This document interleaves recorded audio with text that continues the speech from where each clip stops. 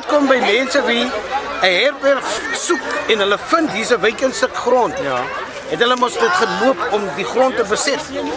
Want dit is koei grond. Dit is die eerste inheemse mense se grond en dit is almal koei kinders en ouers wat hier staan. Ons is nie descendants van die koei nie. Ons is die koei. Tanya. Ons was Kalet gemaak in 1950. Ja, sê.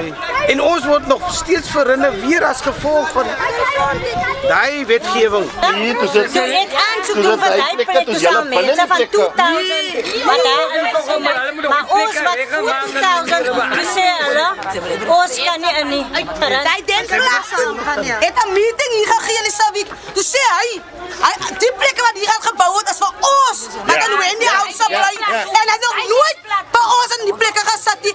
In die city disappoint ons dismally. Hulle luister nie na ons mense se pleidooi nie. Hulle kom hierso en hulle veronagsaam, hulle verbreek die wet. Clausule 3 wat sê no one may be evicted from their home or have their home demolished. That is without any order of court. Dit is